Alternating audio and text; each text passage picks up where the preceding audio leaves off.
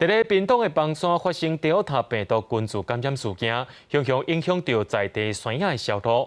有民众表示讲，有不少消费者来退订单，不过今仔日嘛有地方的代表甲企业大量注文山野，希望甲农民来斗相共。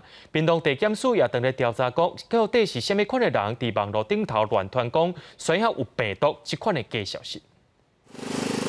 早起拄食采收的山野，一人一人再来包装，大家赶要出货。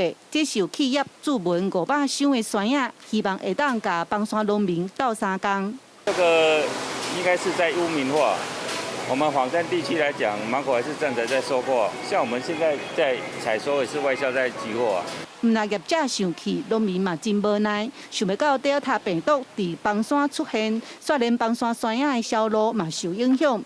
农民表示，伊原底一天会当出40-50箱的山野，即马剩无10箱。加在有地方民代一摆订100箱的山野，专门要送去北部的病院，予医护人员。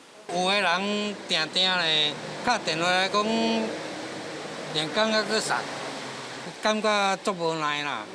因为这山野跟疫情无啥物关系啦。送给双北医院、新北20所、台北20所的医院，给医护加油，同时也为我们果农加油。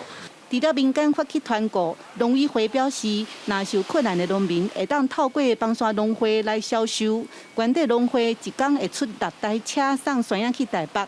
即马估算可能数量会增加，因为已经有农民表示需要帮忙。会知影是有一半的农民，伊即马开始有咧甲阮联络，会使阮嘛主动甲农民咧联络，甲农会这边才有咧配合的，有要件有过，因为详细也是一定要有要件，要有过，阮靠我都帮伊帮助。